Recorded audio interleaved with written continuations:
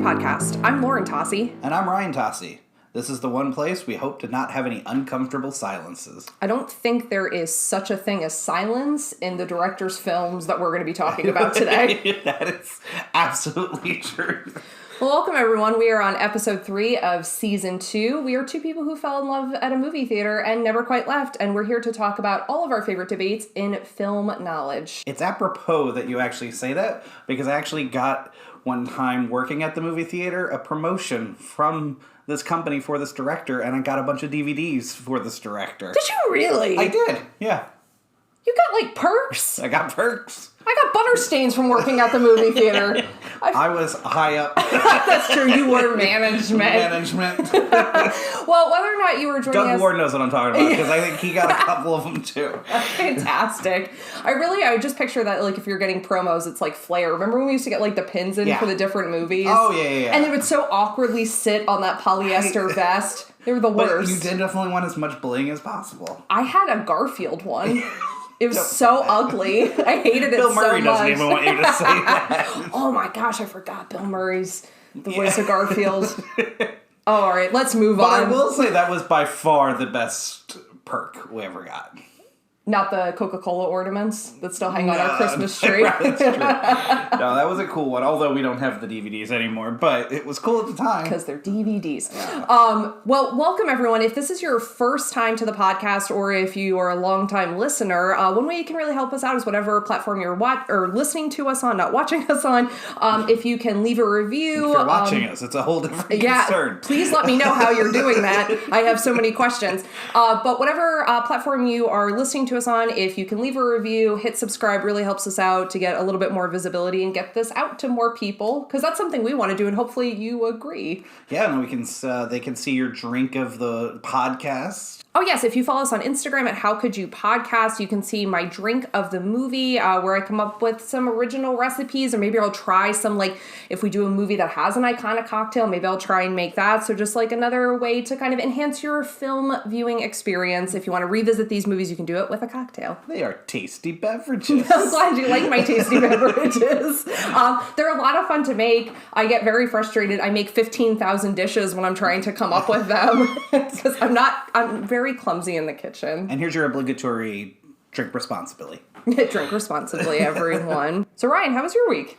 Well, let's see. I got a gigantic Q-tip jammed up my nose and into my brain, so that's always fun. That's cool, man. We can talk about that if you want to. I just did it on my own, just for the heck of it. We really need to find you some new hobbies. Yeah. You know, the funny thing about that is, like, all you hope for is that you're having this done for no reason. And luckily and blessedly, yes, this was for no reason in this particular case, but damn, is that the most uncomfortable thing. It sounds like it's the scene out of Clockwork Orange, honestly, it's when you describe Clockwork it. Orange, kind of mixed with the episode of Treehouse of Horrors when Flanders takes over, like 1984. Oh, yeah, and they take out the brain. And they let you keep a little part of it. Yeah, Hello, it's pretty much how that was my mo, by the way, in case anyone was curious. It's a great mo. Thank you. I'm hoping at some point we can fit the Simpsons movie into this, just so you can create the flaming mo for your How Could You Podcast drink. I am not making you a drink with cough syrup. That's dangerous. That is not responsible. Right. We don't need to worry about the Q-tips messing with my brain. Well, other than that Orwellian task that you needed to do this week, we also watched the movie One Night in Miami. That was, what'd you think? Phenomenal. I mean, Regina King is so immensely talented for a directorial debut. I mean, it's just like, well, it's kind of that feeling of like, well, you've got me for your next 5 films. And it's a movie that I don't know how to describe this except to say, in this Oscars year, every single person in that cast should be nominated. And that should be it for the categories. Yeah. Because all 4 of the major players, so if you don't know this, the film is taken from a stage play that imagines a night that did actually happen. It is inspired by true events where Malcolm X, Muhammad Ali, Jim Brown, and Sam Cooke were hanging out in a hotel room together. And it puts you in that world with kind of obviously some imagined conversations that are, designed because of where each person was in their career and in their activism.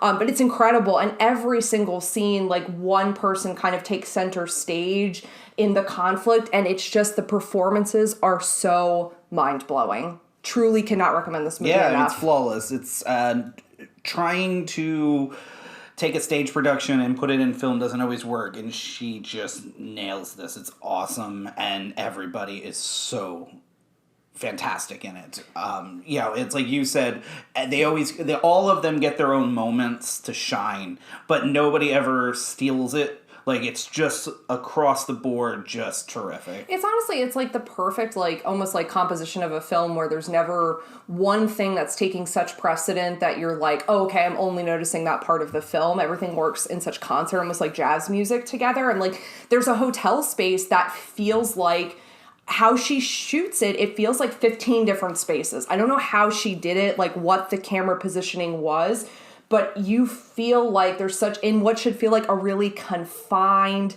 space, it feels open because of how she places the camera. It's such a great movie. It's available on Amazon Prime if you have Prime, and let's be honest, I think we all do, and they have our DNA. But if you have Prime, it's free to watch. Highly recommend watching that movie. I agree completely. I actually like this too. Should we do this as a recommendation of the show every week, every time? I like that. Yeah, we might have to do that. Let us know, audience, if you like that idea. I'll put a post on Instagram. Respond to it if you think that's something you want to hear from. We try and be pretty good about watching new releases as they come out. We've gotten a little bit behind, just because it happens. And One Night Miami was one of those ones we were really, really hoping to watch and just were absolutely blown away by. Yeah, definitely. And raptured us from the beginning. Before we get into the heart, also, I wanted to give a shout out to our good friend and trivia master of the Lehigh Valley, Steve Boss. Yes, if you don't know Steve, follow him on, he's at Questionnaire55 on Instagram.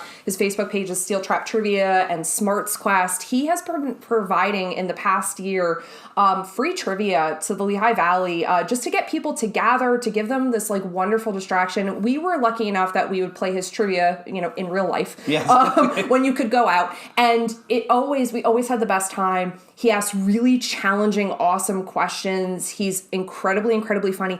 And he has been a phenomenal support of this podcast since the beginning. Absolutely. We can't thank him enough for all the support he's given this show, as a fan and just, promoting us. And it's meant a lot to us. So, we really can't thank him enough for that. Yeah. And he listens to the podcast while he cleans his apartment. And I think that's delightful. I like getting to be a part of that. But ultimately, too, it's just he's a good time. He's a great host. And his trivia shows are just a lot of fun. Yeah. And if you play it virtually, you get the same experience, and it's he did a great job adapting to this situation. It truly feels like you're having a night out in your house. Like, definitely. I can't recommend it enough. It's so much fun. He does really awesome themed episodes, and his knowledge base is encyclopedic. Like, it's insane the amount, especially when he gets into those theme episodes, because you think, how could he know so much about everything? It's phenomenal. Can't recommend Steve Draws is always my favorite category. Where he'll recreate a poster and you have to guess what the film is. So I like Steve vacation photos. Yes, he takes a shot from some location, and usually the question either is about that or about the film that location. So always a good time. Definitely check it out. And again, we're so appreciative of his support, and we can't give enough support back to him. Exactly. So let's talk about the film this week. So we started this. I feel like the music should be playing. It really should be. Yeah. I feel like we're doing a disservice by that very curated soundtrack. And I mean, if you want to play it lightly in the background while you're listening to this episode, all the credit to you. We started this season talking about Seven and talking about how landmark in so many ways the 90s were in cinema in terms of directors coming along and kind of turning on its head the movie industry, being visually inventive, changing the conversation of how independent cinema is discussed and who has access to independent cinema because of so many of those independent filmmakers, having mainstream success. And it's impossible to not continue that conversation without saying, today we're going to talk about Quentin Tarantino's Pulp Fiction. 1994, R-rated, all its glory, iconic film, yes. Without a doubt. And such like an interesting, so if you don't know a lot about Quentin Tarantino's background, although I have a feeling if you're listening to this episode, you're probably already a fan of his. He was high school dropout, worked in a video store in LA, and just watched and consumed film. And that's how he becomes this like auteur, because he spent so much time just studying the works of the masters and also studying things that would be considered kind of low art, but like he just consumed everything and wanted to know as much about movies as possible, and probably in any room probably has, you know, speaking of encyclopedic knowledge, probably has the most knowledge of film and pop culture of like anyone in any room. And, you know, he wasn't someone who was an insider in the industry. He really honestly, like how he gets started is really based on him just kind of being scrappy and trying to make connections and being kind of like, you know, right place, right time a little bit, but also someone, you know, who, you know, just was so dedicated to this art and really found ways to make his films. And starts with Reservoir Dogs and then, you know, certainly ramps up with the film we're going to be talking about I mean, today. his writing alone, I mean, I can only imagine that Tarantino's brain must move about 4 times faster than most people's. Like, and I think that's at the minimum. I mean, you know, you could take his blood and it would just be caffeinated. I mean, it is amazing what he can do, and his writing obviously gets him in the door. But his unique brand of direction is what highlights him. And his screenwriting abilities, like how he constructs conversation. And I think a lot of that comes from kind of that manic energy that he has. Like, you even think about like how this film deal gets done. I mean, it gets done on a paper napkin. Like, Lawrence Bender comes into a video store. It's like, and that's how this gets signed away. And he goes and like, you know, flies away to Amsterdam to write this in a notebook where he literally wrote in the notebook, I'm going to write Pulp Fiction. And, you know, you think about 1994 and where we are, you know, in cinematic history. And I always like looking at original reviews when we're going to talk about a film that was like so landmark. And here are some things that I found. So Janet Maslin, famous reviewer for the New York Times, wrote about this. You don't merely enter a theater to see Pulp Fiction, you go down a rabbit hole. And then she continued to say that this is the American Graffiti of violent crime pictures. What a fantastic review. It's amazing. And then in addition, this is probably not on like as good a score as that, but someone wrote, despite the drugs, violence, the language, the grit, Pulp Fiction is fundamentally lighthearted. It's fluff. But it's not wrong. It's not wrong. I don't think the person meant it in a complimentary fashion who wrote that review, but... You know, there's something I was going to wait till later to say, but it just has to be said right off the bat before you get into this film. Pulp Fiction is one of the most original and unique films you will ever see. It's never been replicated. You've not seen anything like it before. You haven't seen like anything since. And even in Tarantino's own films, you've never seen anything like it. It is its own thing because it's hard to really narrow down what exactly it is. Well, and I think too, like, and this is where it becomes so important because it's a weird movie that exists in its contradiction of, you're right, nothing has ever been made like it before or really since or in his career. I 100% echo your sentiments, and at the same time so heavily referential to things that came before. Yes. So it's really interesting how he, and you know, again, we talked about postmodernism a little bit in our episode about Seven, but again, like that idea of like pastiche and like how he's like pulling these things together to be able to, you know, create something entirely new from a history of things that he had consumed. It's such a really interesting way to approach filmmaking. And certainly how this film, there's a really wonderful like deep dive, I think it was Vanity Fair or The Hollywood Reporter did it like a few years back on like the anniversary of the film. So it had to be like in 2014. And looking at how this film comes together and Tarantino's part, how it gets cast. And I'm sure we're going to talk about the cast. Like, you know, simply the fact that like he went to Travolta and said, I've got 2 movies, Pulp Fiction and Dusk Till Dawn. And Travolta said, I don't like vampires, and that's how he ends up in Pulp Fiction. That alone and again, is insane. Things we'll talk about probably, obviously, but it resurrects Travolta's career. I mean, the chance he takes on Travolta, because Travolta, now, we're probably on the backslide of Travolta's career again, unfortunately, but at the time, he was, you know, not bankable at all, and for Tarantino to take that chance on him was huge, and it shot him back up in the stratosphere. Paid off. Can you see anyone else playing Vincent Vega? No. Yeah, for sure not. Not at all. Yeah. I mean, so what you're saying is this is like an all-time film, right? Yes, I am saying that. But you're saying that this is just one of those films that any lover of film needs to see, right? I am saying that, Ryan Tocci. So it brings the most important question to this podcast. Lauren Tocci, how could you not have seen Pulp Fiction?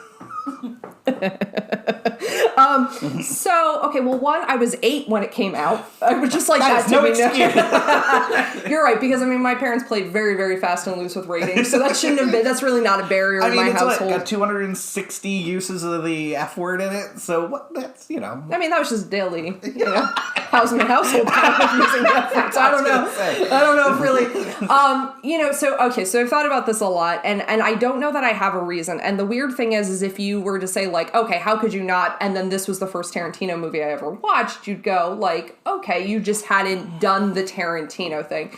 But the thing is, I had seen so many of his films before I saw this one. Yeah. Up to the point of, I had seen The Hateful Eight before I ever saw Pulp Fiction. So it's a really weird thing, because I will say this, because you say this so importantly, and it is so unlike his other films, but I don't think you can understand Tarantino as a director without seeing this movie. I mean, this movie is so Tarantino. Like, that's the thing about his films. There's unique blend of, you know, Tarantino-esque, but they're all of their own thing, you know? Like, they're all their own individual, unique blend of filmmaking, but you're right in that if you look at the film, you're going to almost know it's a Tarantino film had you not known that going into it. Yeah, and honestly, I had seen it so, like, referenced in pop culture, and it was one of those things, like, I knew I should have seen. It just took me a really long time to watch it. And when was the first time you saw it? So, you know, we do that on the How Could You podcast, and generally, when we were talking about that, it's recently, so I think it was a year ago, maybe. Yeah, about a year and a half approximately. ago. So here's why, because I saw it before we watched Once Upon a Time in Hollywood. Mm-hmm. And I think it actually had a lot to do because that was coming out. It also is because I would have very boldly said for a while that The Hateful Eight was my favorite Tarantino film. But it felt really false saying that, having not seen Pulp Fiction. Like, yeah, you know, it felt like, how can you really define what your favorite Tarantino film is if you've not seen the thing that really, you know, catapulted his career? Even though this comes after Reservoir Dogs, but this is the thing that most people probably remember him for. Yeah. And it's probably the film when you point to, because it becomes so, like, iconic in film history, which is what makes it so interesting that, like, so much of, like, film history goes into how he crafts his style, but now he's become like a master in that realm where he's kind of created his own style that now becomes like so like landmark within cinematic history. So it's a huge gap, or was a huge gap in my film knowledge. It was something that, again, even though I thought I knew a lot about it from a pop culture standpoint, when I watched the film, I realized I really knew very little about it. So that's the other thing I would encourage. If you think you know a lot about this movie and have never seen it, you really don't. You have to watch it. You have to watch it. And I think you see more even as you watch the film. The more viewings you have, the more things you pick up on, the more things you see with it as well. 100%, because I think the first time watching this movie, it's such like an assault on the senses of like everything that's happening, both things that are, you know, entrancing and things that are repulsive. Like, so your mind is just trying to piece together, what did I see? And even if you take out of it for a second, like the fact that it's not told in a linear fashion, like, so then you have that kind of thing that happens at the end once you realize that it's not being told straightforward. And like, there's so much about the film that, like, it only can really, I think, be appreciated upon repeat viewings. And I hate saying that about any movie, because to me, it's like, I think things should be able to stand on their own. And I think this does. If you only watch it once, if you only watch it once, it's great. If you watch it multiple times, I think you're rewarded for that, which is an exact comment I said about one of his other films, Once Upon a Time in Hollywood. You were rewarded for repeat viewings. Yes. And I think, and obviously, I'll ask this question up front, because I think we all know it by everything you've just said. You're a fan. Oh my gosh, you're a fan of this film. You love it. I love it. So we're kind of getting that out of the way, but I think that's also the important thing to talk about with this film is we're going to talk glowingly, I think, about it throughout this entire podcast. But it's not a movie that if somebody came back to me and said they disliked, I wouldn't think anything of it. It's not that type of film. However, it's the type of film that anybody that loves film needs to see. It's too important. It's too important in the way that it was shot, done, and its place in quote-unquote pop culture history that it has to be viewed. Yeah, and something that, like, I think you and I talk a lot about with film is, like, you can watch a film that's, like, quote-unquote, like a classic film or a landmark film or is revolutionary in cinema and not like it and still appreciate what it did. Like, because you have to appreciate, what this does, in terms of, again, we're talking about that, like, independent film story, which to me is always so weird, like, once a director has, like, kind of shot into the stratosphere to talk about, like, their indie origins, because it can almost, like, feel false. Like, well, yeah, Tarantino's a household name, but he wasn't. And well, yeah. And he had to scrape to get these films made. You and I talked about this recently, and it's going to be a weird comparison, but I think you'll follow my through line here with it, is he comes along about the same time that Kevin Smith is coming along. Oh, yeah. Both are coming up through, the same production company, and they have these kind of highlighted independent type films that start to, really shine them on. Now, Tarantino, he's just kept growing, like his direct, and so this is why it's so incredibly important. Now, Smith's, unfortunately, doesn't quite ever... He kind of peaked out. I think Kevin Smith stays niche. I think that's the thing that's different, like where... And don't get me wrong, I think there's a lot of people who are like, well, I can't, like, dig... like Tarantino's vibe for a lot of reasons.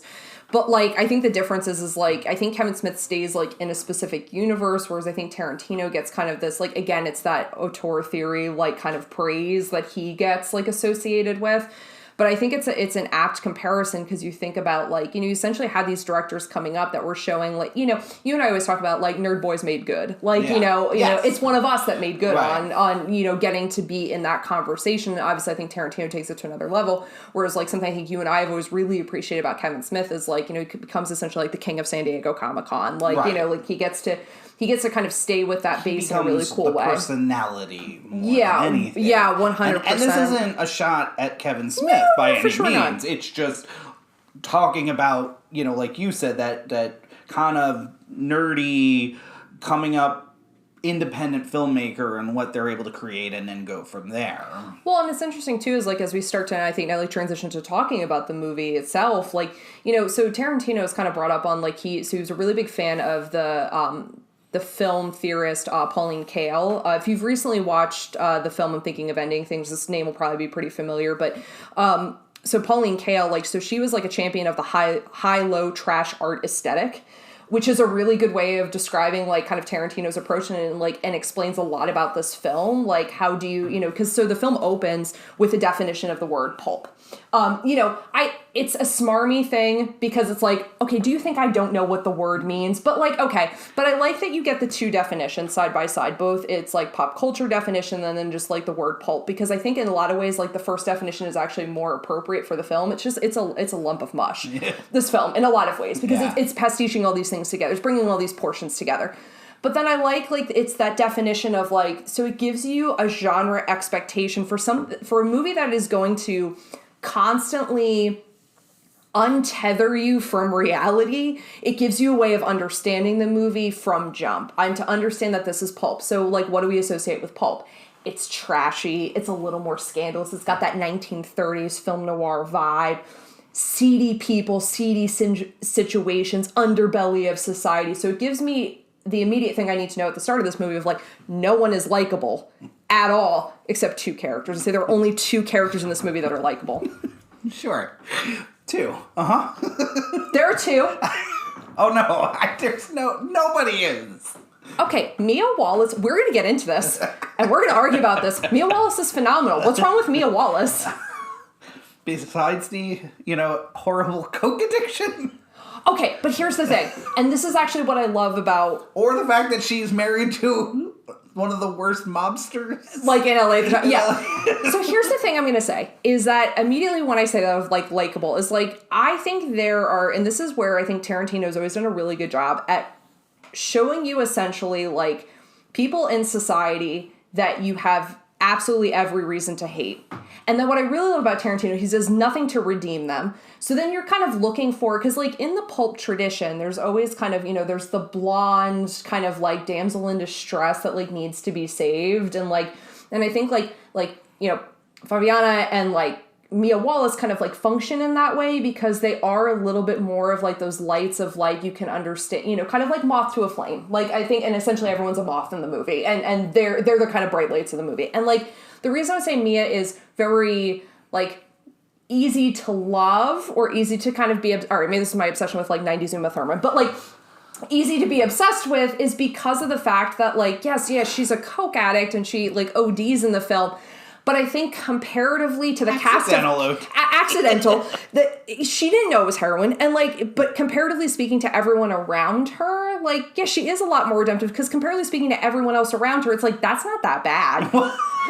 Not a high bar there. No, it's not a high bar. But that's the tradition of pulp. I have literally written here, is Mia one of the coolest characters of all time? So she is. She is. It's her. Do you know my other character that I say is highly redemptive and I love?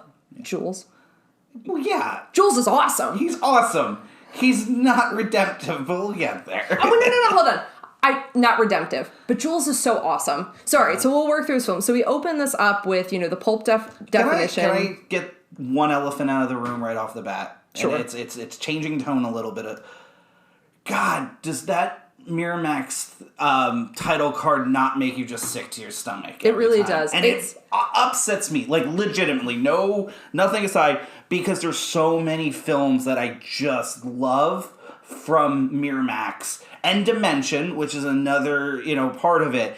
And it just hurts every time you see it, and it just makes you nauseated to just go, you bleeping son of a bee. Yeah. Like, I just hate it, because those films were just amazing. And for you and I, especially, like, anybody that grew up in the 90s, like, these were those films in the 90s that we grew up on. Yeah, and they were revolutionary, and it's really hard. And, like, so, if you're not, like, wholly aware of history here, so Miramax is Harvey Weinstein's company, or the Weinstein Brothers company, and, like, and certainly if you follow the trajectory of that news story, obviously why we're saying this, and it's really hard because a lot of the films that were really changing cinematic history in the 90s were unfortunately by the control of the Weinstein Company because of how far-reaching their control was in so many ways, unfortunately. And, like, so it's immediately nauseating because you're like, I have to still participate in this thing that was created by a monster. But he's not the creative. He's not the creative, right. And, like... you and I have talked a lot about that, of trying to... how you navigate the understanding of these types of situations from an entertainment standpoint. Essentially, the only thing you could do is it would have to be the creatives who put out films via Miramax now retaking the rights of their films and redistributing them underneath different studios. It's the only way to kind of, like, right that ship. I mean, like, I hate to compare it to this, but, like, in similar ways, like, Taylor Swift putting out her albums, like, an artist retaking control of it. Yeah. And it's, like, and that's really complicated. But I also think, like, in many ways it can be important to go, like, we have to kind of, like, reckon with, like, what, unfortunately, so many artists were either completely unaware of or completely complicit in during that time. And I think it's important to look at that in film history for no other reason, like, for it not to be repeated again. But I don't disagree with you. It makes it a really hard entrance point the second you start watching a movie and the Miramax thing comes up. 100%. So, unfortunately you have to talk about some of those things sometimes, but that was tough. That just, like, I don't know why it hit me even harder last night when we were watching this and going, or whenever we watch this week, and just going, ugh. Like, you have to talk about, and, like, what used to feel like yay turned into just this horror. Well, it's kind of like if all of a sudden there was some scumbag who's in charge of A24. Right now. Yeah. I'm thinking about, like, all the movies that come out via A24's umbrella. Absolutely. Like, if all of a sudden that was turned kind of sour, you would have that. And I'll say this, like, at least the nice transition here is that Tarantino gives us really awesome opening credits. Yes. To be a little bit of a palate cleanser. Away. Yeah. Do you like the definition of pulp? Like, do you like that type of opening? I do like that.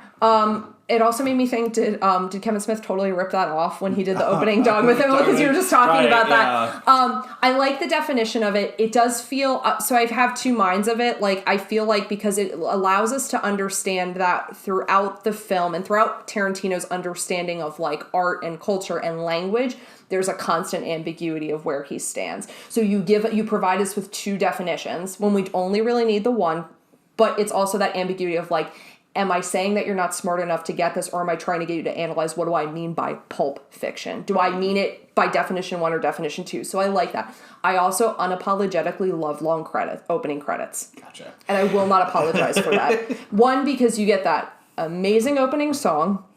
you get all of, like, you know, the cast of characters, casting agents, writer, like, you get all of that stuff listed. But I love a long opening credits. I love that anticipation. It's also very much like that was something that was done, you know, during the 1930s, 1940s, and even to the 1950s, long opening credit sequences. So I like it, and I love it when it has nothing to do with the story other than just giving you names.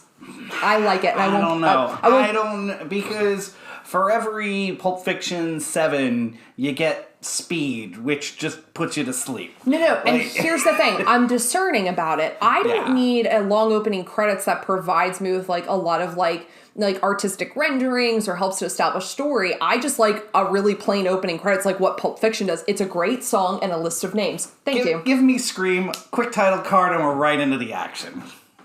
Is that both the best and worst title card of all time? Yes. Just the best. Just the best. Okay, just the best. Okay. And then, you know, we're brought into this world. Pumpkin and Honey Bunny. Oh my goodness. Pumpkin and Honey Bunny. It's a really harsh entrance. And I think what, you know, the immediate thing you have to, like, deal with like a Tarantino film is certainly, like, again, we're talking about ambiguity of language, but he has a really troubling interaction with language and how he uses it. So essentially, like, the one, you talk about, like, landmarks of Tarantino films. Well, you can't have a Tarantino film without a racist white dude starting it off. Like, right. That's essentially, like, unfortunately, is one of, like, the hallmarks of his film. He has a really interesting way in which he interacts with language, like, both the vulgarity of it, but also, like, racial epithets. And this has been written about, like, a lot and extensively, and a lot of debate about Tarantino's, like, interaction with language and where to kind of place him. He's been criticized heavily, specifically by the director Spike Lee, you know, for his use of racial slurs throughout his film. There's actually an entire course you can take at Harvard University, which is called Race, Racism, and Quentin Tarantino. And it frames it as trying to look at, like, how he writes characters is this. Is it racist writing, or is he writing of racism? And Tarantino is very, like, if you've never watched an interview or read an interview with Quentin Tarantino, like, he's, like, the definition of arrogance. But, like, it's this weird, like, almost like you feel like he has to put it on because he's still, like, the video store clerk. Like, you know, and not that I think anyone still thinks of Tarantino in that form, but there's almost, like, that weird, like, no, I belong at the table. And, like, he really doesn't defend. He doesn't apologize. He tries to make sense of it, but never in a cogent way. So it leaves a lot of, like, open for interpretation. And you get that right in the beginning with, you know, Pumpkin and Honey Bunny, like, talking in the way in which he's just so casual with language. And it's like, you have to decide, is this a guy who's so flippant with what unfortunately is parlance of the time? Is he wanting us to understand, like, no, everyone in this movie is a scumbag, and you need to understand that because that's part of the pulp world? Or is there a commentary in that? And the thing is Tarantino's not definitive about any of these things, but people write definitively about how they feel about it. So it's like you open this up immediately, and it's like a 2-minute scene. What is that scene? Is it 2 minutes? I don't even think it's that long. Immediately gives you a lot that you have to work through and criticize and figure out. And that's, honestly, if nothing else, is kind of the worth of a Tarantino film, is, like, every single second is worthy of interpretation. And it's both really frustrating to be a fan of him as a director, and obviously one of the greater joys of being a fan of him as a director, of trying to figure out, like, what is this guy's perspective on things? Oh, yeah, absolutely. And then you get to, you know, be with the people that I really honestly wish the entire movie was about. Vincent Vega. And Jules. Just the best, right? They just got great chemistry. Excellent. The best lines. I was just writing quotes, like, rapid fire as we were rewatching.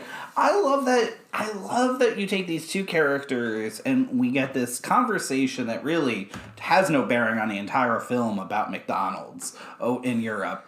And then, you know, but it really builds these two individuals. Yeah, for sure. And it builds, like, and again, like, here's another thing of, like, ambiguity of language. Like, why do you care what a quarter pounder is called with in Paris? But it's, like, important, like, how we name things, what they mean in different places. And, like, you kind of have this, you know, so the cool thing with Vincent Vega is the whole thing is he's coming back from Amsterdam, which is cool because that's where Tarantino was writing Pulp Fiction. Right. Oh, yeah. You know, so there's, like, this immediately, like, worldliness, like, added to their conversation, and, like, and they're two people that are, like, talking through, like, I love the morality at which how they talk about someone rubbing Mia Wallace's feet. I was going to ask you, is that infidelity? Yeah, 100%. Is it worth being dropped off a 4-story building? Let me tell you something. Somebody's rubbing your feet, I'm dropping them from a 4-story building. Fair to know, listeners. Fair to know. No, but I love the way in which they talk about that, because it's just this interesting conversation where the consequences of it are so dire, and it's them just trying to work through the morality of this. But just their nonchalantness going into this house that they're going to end up having to, shoot these men and get this thing, and they're even talking about it to the point where we should have brought the shotguns. But the fact that they won't go into the apartment, so it's too early. Yeah. What?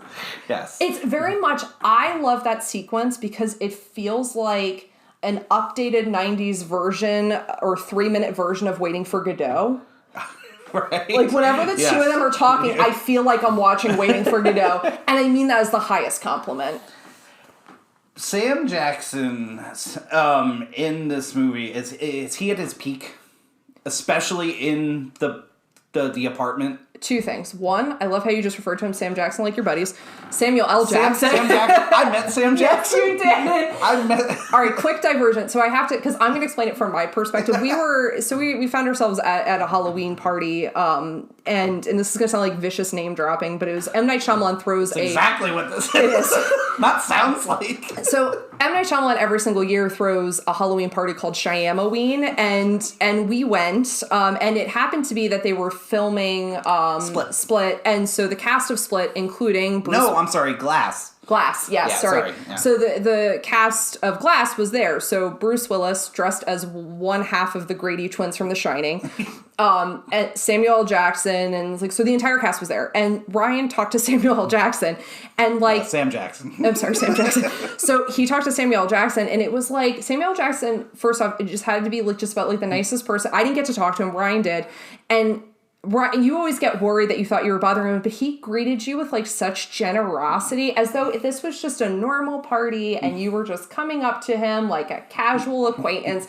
He was just, and honestly, to see him kind of in that party for, the hour or so that he was there, every bit as cool and amazing and everything you want him to be, 100% yeah, is. he's Samuel L. Jackson when he walks into a room. There was a a charity auction happening, and he was trying to essentially do you remember he took it over? He did because take they it weren't over. getting enough and not high enough bids. And he's this is for charity, and he took it over, and it was the best thing. It was honestly one of the coolest things I've ever seen. So anyways, but back to the movie. You also talked to M. Night for 30 minutes. I'm pretty sure you invited him to our house or something. I don't know. It was you guys were best buds. It was the weirdest experience, and him and I talked about the village, and it was very, very cool. And you weren't around. I'm oh my gosh, my husband's gonna be so upset that he missed this. And he literally held my hand and said, "I promise you, I will meet him." And he met you later that night. He did. He was a very all right. Sorry. I'm glad he held your hand and didn't touch your feet though. So otherwise, well, all right, yeah. So back to Tarantino and the feet.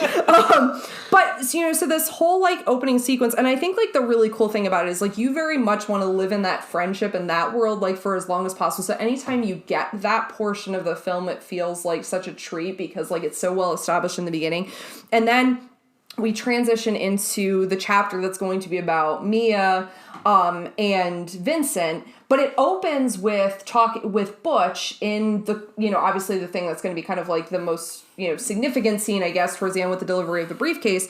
And it's Butch. And I love that Tarantino makes the decision to play Let's Stay Together at the same volume as Marcellus's dialogue. Yeah. Because, it really, puts you in that space, and you have to really just focus on how Butch is reacting to this information where he's being asked to throw a fight. And I just really love, and obviously so many of the music decisions are so important in this film, but I also thought, the volume of music can be really important in a scene. I thought that was, a really interesting way to handle their dialogue. So that gets us to Vincent Vega getting to Mia. And my question to you actually right off the bat, and this will go into the next few, does this film take place in our universe? Or is it its own little alternate universe?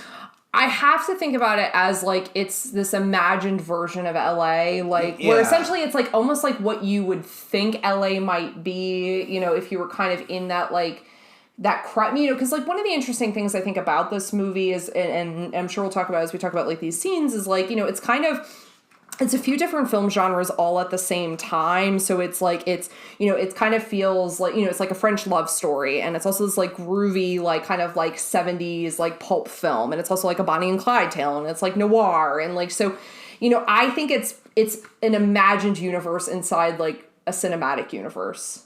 Like, I almost think it's like someone's story that's like in a movie. Yeah, like, I don't know. It feels like very layered. There's so many things, and not necessarily because of this, but like I even think about the drive-in sequences and how he chooses to shoot the drive-in sequences, which are just fantastic. Oh, of with course. This very old school background. You know, it's just, you know, you're in this. And I get a lot of times there's so much going on during those scenes, but I just think it's a very cool way to do that and to put you in that world. Well, and then to do objective shots where you actually are seeing the car like turn like in the real world. It's like this weird like honest like meta thing that's happening, or like how when it's Butch in the taxi cab, the entire background of it's in black and white. Yeah. Yes. Like that's such an interesting choice, right. And I think it's because like, you know, he's supposed to be occupying this like the boxer who's supposed to throw the fight like pulp trope of like now he's gonna have to run from the mob, so it like puts you in that like 1940s, but like he really just needs like a fedora and like a cigarette in his hand, and like all of a sudden you're in that 1940s like noir world. Yeah, I totally agree with you. But like if this did exist, I would be at Jack Rabbit Slim's every weekend. Well, I was going to say, be my spot. Is that our dream restaurant? That is literally our dream restaurant.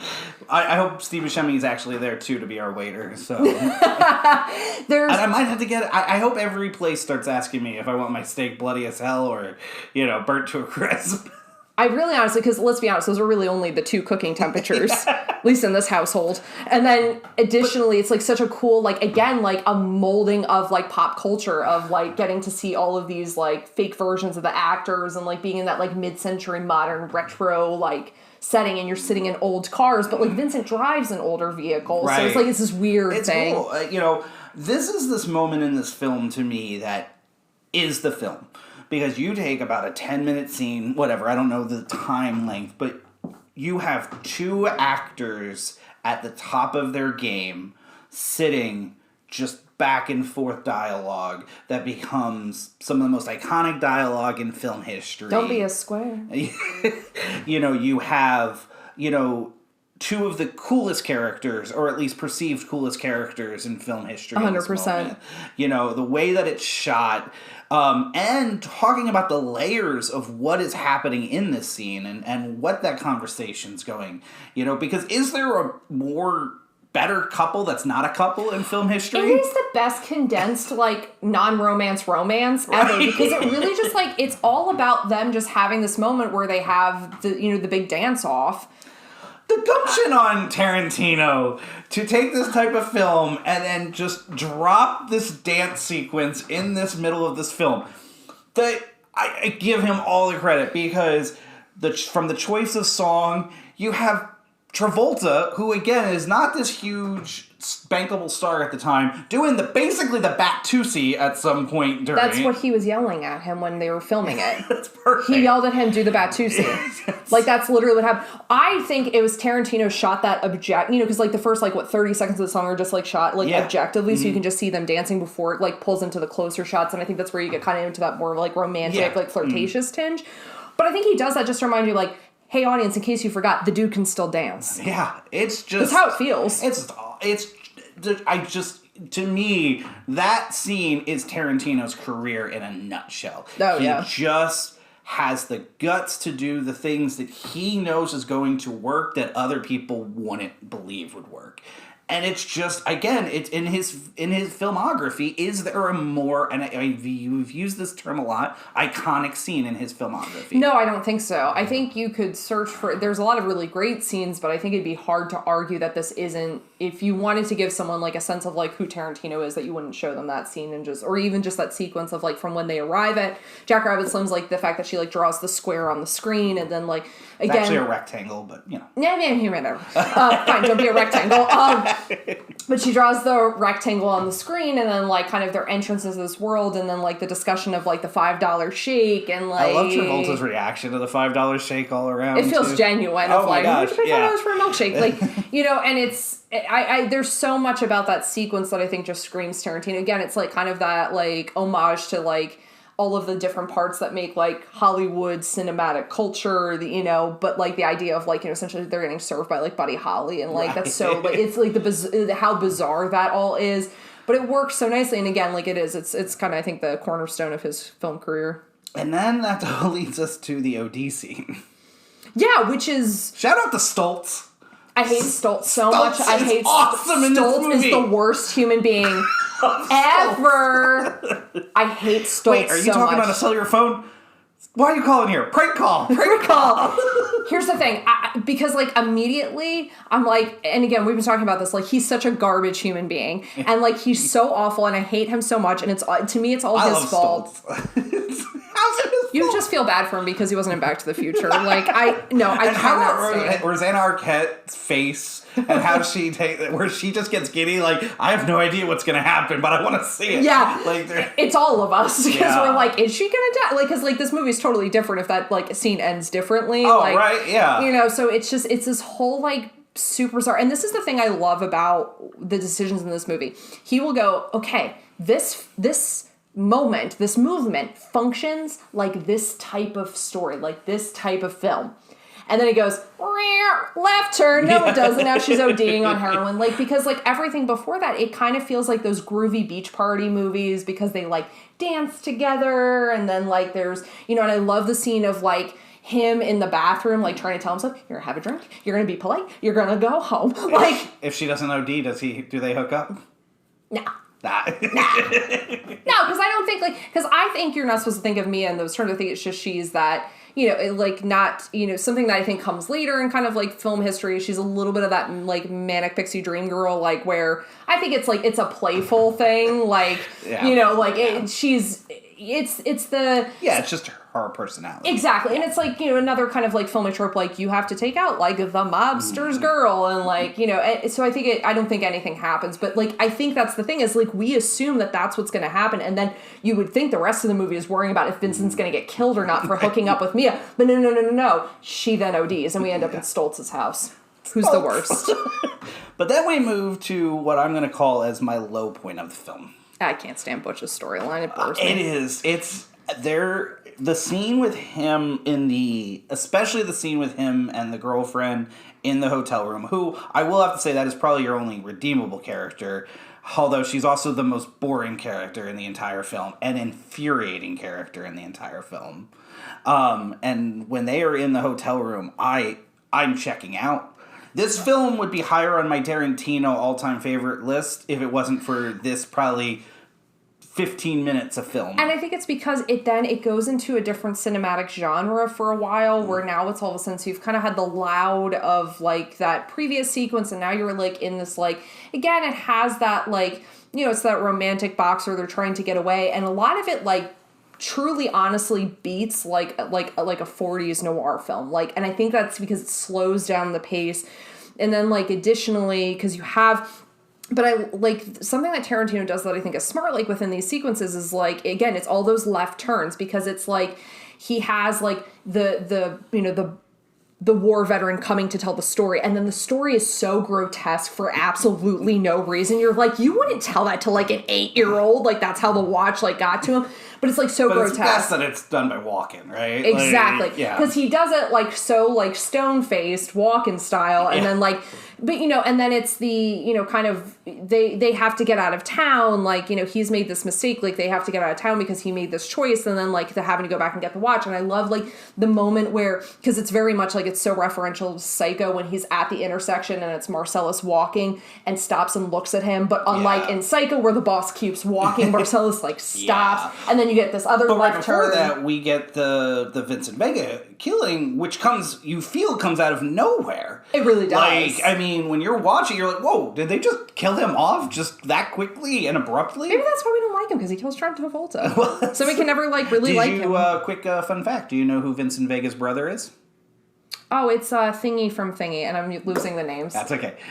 Vic Vega, Mr. Blonde from Reservoir Dogs. Yeah, yes. Sorry. I knew that there was I know that, you know, there's a lot of theory about, like, the interconnected, like, Tarantino universe. And I like how this is foreshadowed earlier with the scene at, you know, Wallace's bar or restaurant or whatever that was, with the two of them. and their eye contact and when they meet up, and then to have that shot there. Yeah. And then I agree with you. That's very referential of Psycho when he sees Marcellus out on the street to lead into one of the harder scenes to watch in the film, but also, again, I hate the iconic imagery and costuming.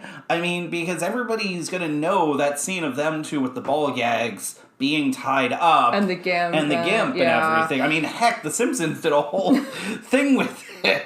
Well, and then, like, that's, like, it's like a hard, because there's, like, a really, really challenging scene, but you get, like, one of the best lines, and I'll obviously bleep this out, but, like, where Butch asks him, are you okay? And he says, I'm pretty blanking far from okay. That's a great because line. there is, and then it's, like, again, like, I think Tarantino makes you interact with violence in this really weird way, because it's, like, you don't want to see what happened to Vincent happen, but you also completely want to watch Marcellus go medieval on the guy who has just assaulted him. Like, you want to see that violence enacted. And I think he makes us interact with violence in a really interesting way of, like, kind of making us think about, like, you know, we come, like, you know, jury and executioner, like, oh, that violence doesn't feel okay, but that violence I need to see because I need to know that revenge has happened. And that moment where you're getting Butch trying to decide which weapon that he's going to use. Like that little 30 seconds that he puts where in he's there. like, which one do I... And I'm like, just pick There's no weapon. urgency in him in that moment. No, because he's a bad person. Yeah. But I do love his line when he's on the motorcycle. Zed's dead, baby. Zed's dead. Yeah, I mean, and that's another thing. I mean, how many classic quotes are in this film? I mean, it's very quotable. And then, like, you know, to transition to, like, and I even feel like this next sequence becomes, like, really the Bonnie situation. Because really, like, because you think that Bonnie's going to be some major player, but she isn't. She's literally just like, this guy cannot have his wife come home and there's a dead body. And, like, Tarantino, like, again, like, it just a movie filled with deplorable characters. But I do like the wolf. We all need a wolf in our life, first off. I think, here's a challenge, podcast audience. Figure out who the wolf is in your life. Because we all have one. We all have that person who's our fixer.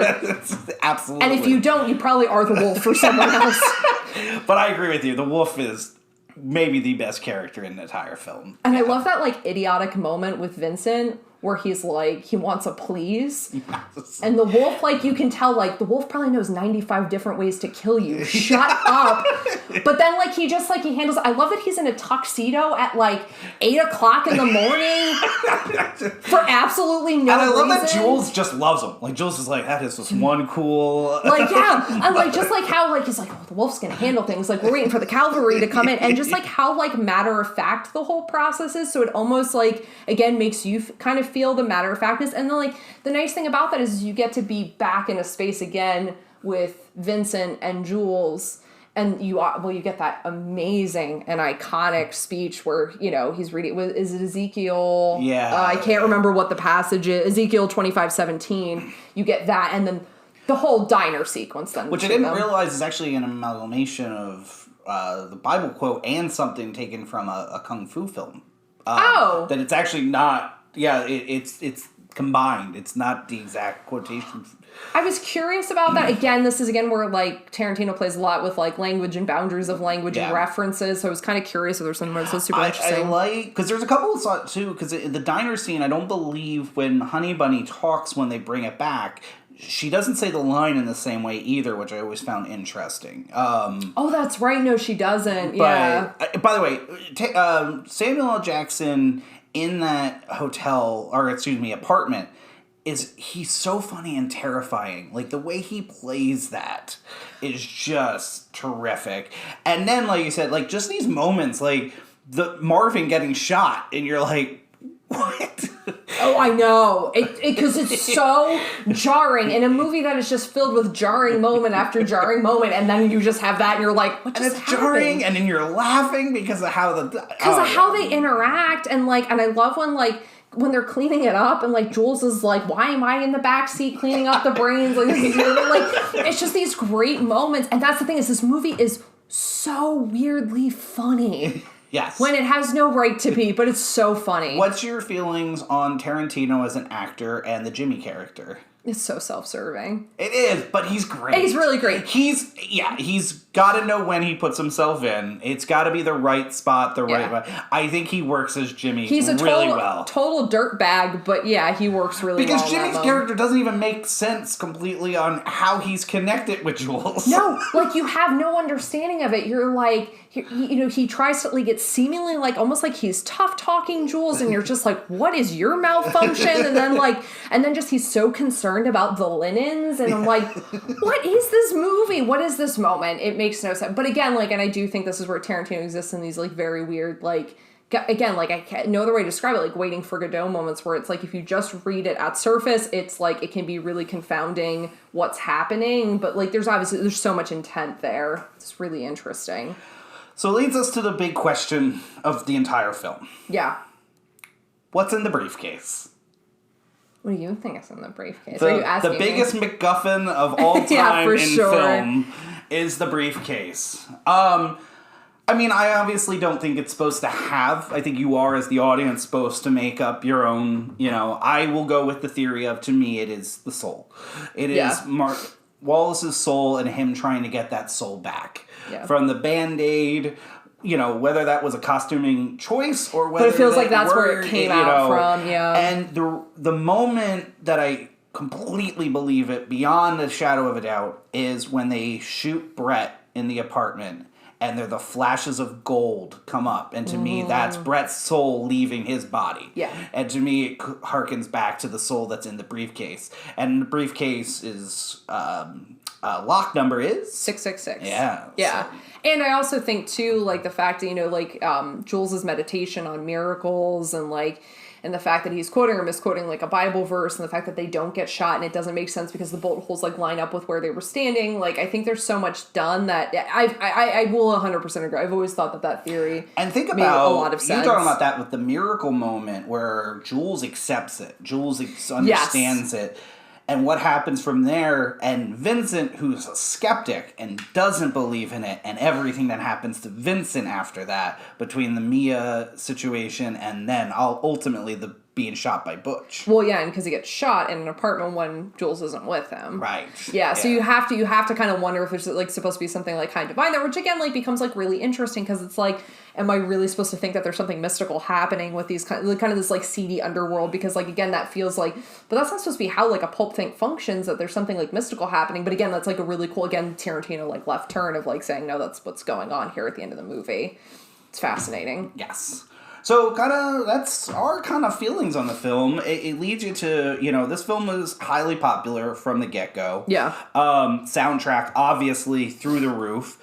Would you say one of the all-time best soundtracks? Yeah, it has to be. Yeah. One of the, like, so best curated soundtracks. But that's the beauty of Tarantino's films. He curates soundtracks that are just, like...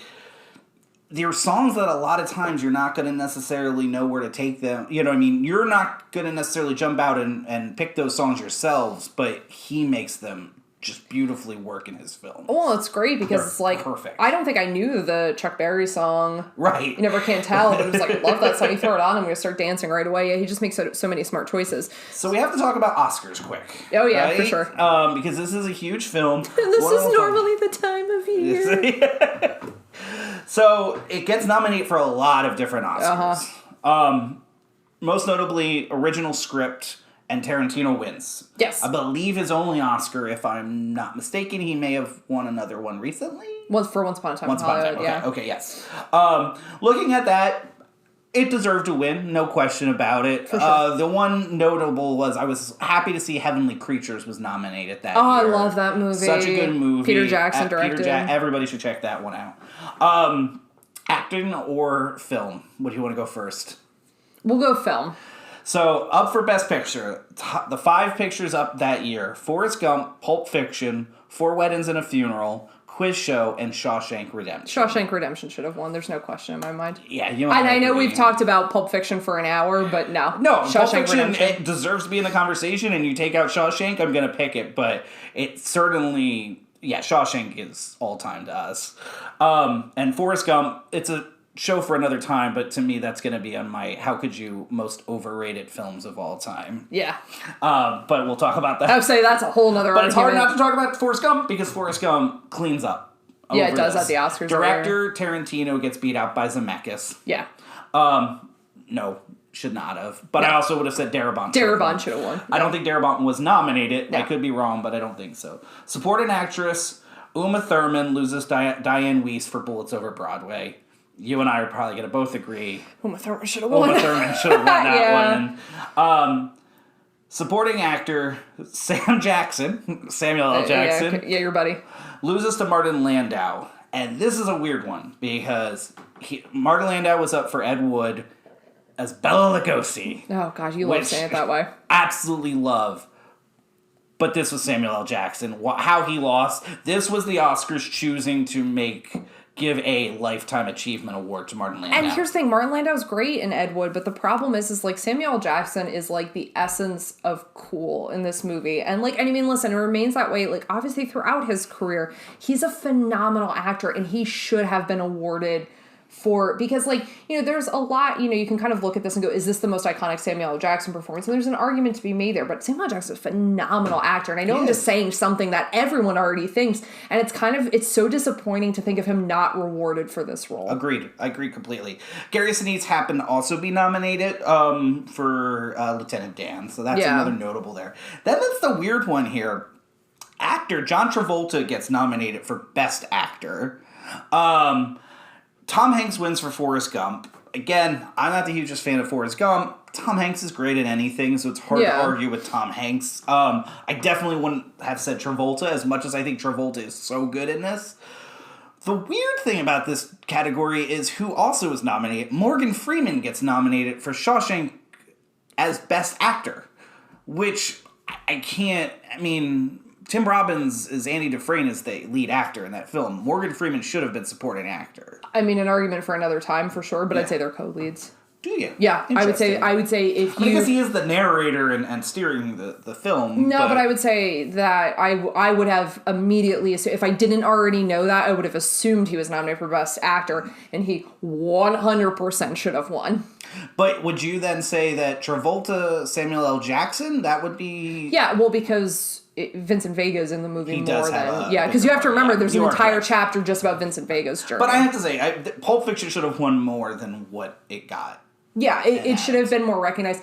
I think that this is a... You know, so the Oscars have really, like, complicated history about, like, how things are awarded and what films are kind of heralded. And, you know, Pulp Fiction comes out now. I think it's a very different conversation, but also... It's a completely different cinematic history if Pulp Fiction comes out now and not in 1994. True. You know, I think there's a lot to be made about the types of films that the Oscars award. I think it's getting better. That road is much longer and more arduous to get it to a place where I think you can honestly, objectively look. And art is so phenomenally subjective, but I think there are many years where the Oscars get it wrong. Yeah. This is a year where they got it wrong. Yeah. I mean, but there's going to be a lot of defenders of Forrest Gump that are going to disagree with it. For sure, and I think there's an argument there. Yeah. I'm just saying from my personal perspective, I don't know that Forrest Gump... Although, you know what I would say is a good back to Forrest Gump soundtrack, though, to me? One of the all-time best. Oh, it's a great soundtrack. Yeah, how they got the rights to all of that is still insane to me. So, I mean, obviously, Pulp Fiction is Tarantino's baby. All these acting, you know... deserve all the credit in the world, but it's Tarantino film. So it leads you to kind of... We're not doing recasting this week because there's no recasting other than obviously Ben Schwartz and Bill Hader as Jules and Vincent Vega. I mean, there's no question there, right? I'm going to kick you off the podcast for saying that. But I'm going to drop you from a fourth story. Let's do our top Tarantino films. You can't talk about a Tarantino film without talking about top Tarantino films. And these are going to be our favorites, right? Yeah, our favorites. So I did a top 5. I know there's like obviously the impulse to just take kind of all of his films because like there's the thought that like he's going to end after 10 he'll be done. Yeah. I just took a top 5. That was the way I wanted to handle this. So I did my number 5 is Kill Bill Volume 1. Okay, so we're not doing Kill Bill as a whole. No. We can separate the films. Two very different films. Good, I'm glad. That helps me with my list. Two very different films. So Kill Bill Volume 1, I have very fond memories of the first time seeing that. I also have very fond memories of seeing Volume 2 with you, like an after hours showing at Carmike. Like, Kill Bill Volume 1 is incredible, such a cinematic achievement. Number 4, Inglourious Bastards. Brad Pitt's performance in that. He's so good. Him and Eli Roth, Eli Roth is genius. Like, I think, honestly, I am more here for Eli Roth's acting career than his directing career. He was great in that. Then number 3, The Hateful Eight. Again, like, I love Kurt Russell in that movie. Dom Margaux was played by actress's name who's completely going out of my head. Jennifer Jason Leigh. Like, I feel like you did that on purpose to me. I promise I didn't. You know my love for Jennifer Jason Leigh. No, but her as Dom Margaux, like, it's a really, and again, like, a really condensed story, like, because I think the worlds of Tarantino can feel so big and expansive, and this is not. This is very intimate. It's in, like, a winter cabin. Love The Hateful Eight. My number 2 is Pulp Fiction.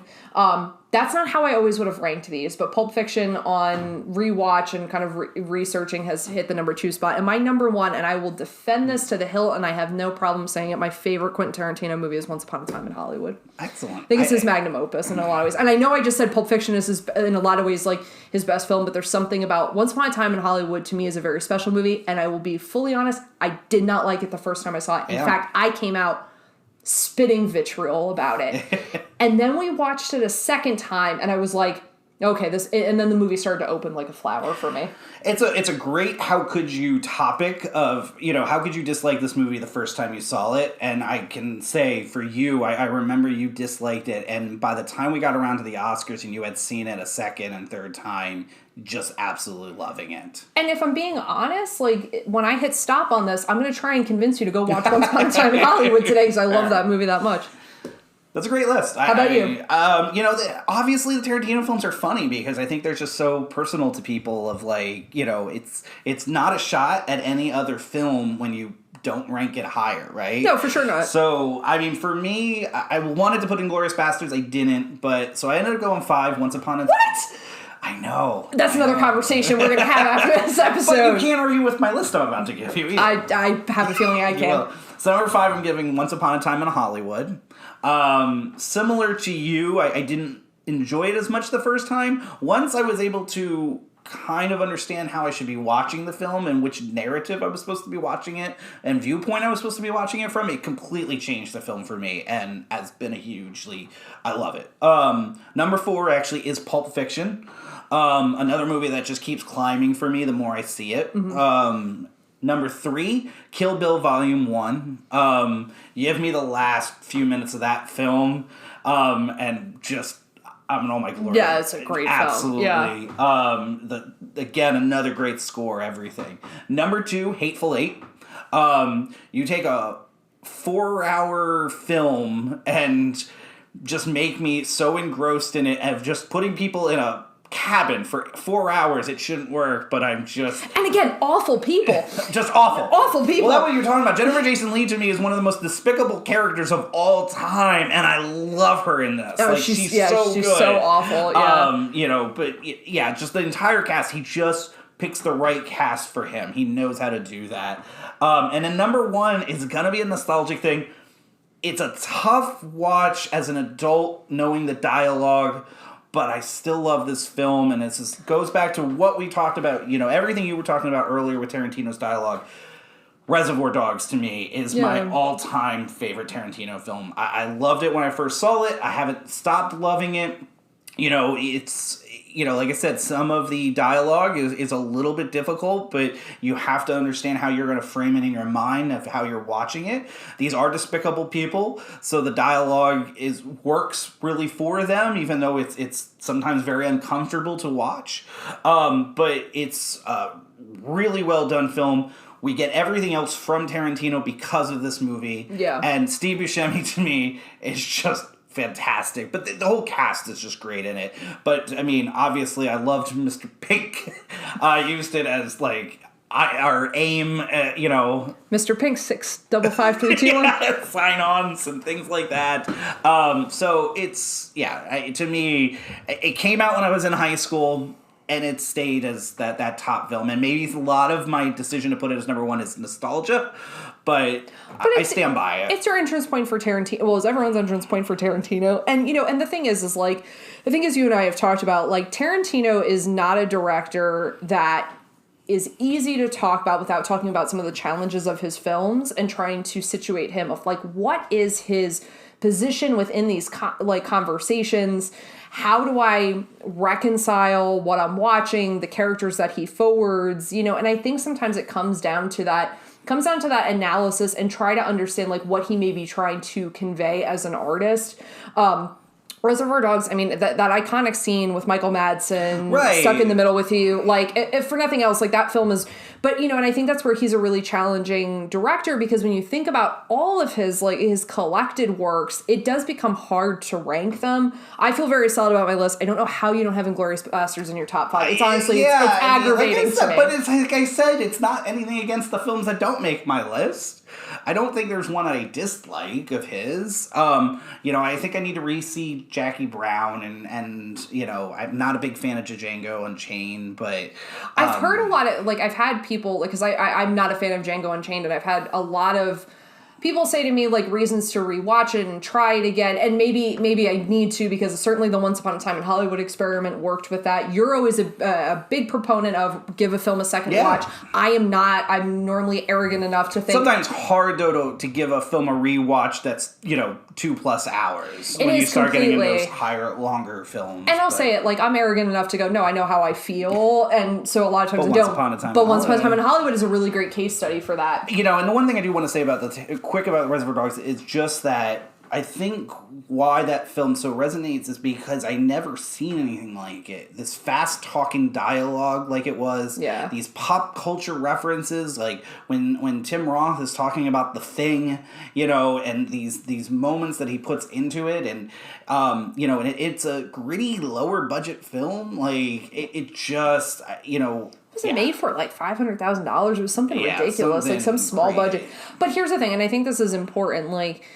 And then you put that soundtrack in it. Yes, but movies that help us to awaken to a new way of watching film, or help us to awaken to there's more than these genres, there's also more to looking at, like, independent filmmakers. You don't have to go for your big budget box office popcorn flair. Like, I think movies that do that for us, whether or not they're brilliant or not, become really important to our own personal cinematic histories of, they'll always be special because of what they awakened us to in filmmaking. Well said, as always. Well, with that, everyone, if you're not already following us on Instagram, please follow us at How Could You Podcast, on Twitter at How Could You Pod. You can always send suggestions or thoughts. I'm sure you're going to have a lot of thoughts about our Tarantino picks to howcouldyoupodcast@gmail.com. Please, if you have a moment to, leave us a review, hit that subscribe button.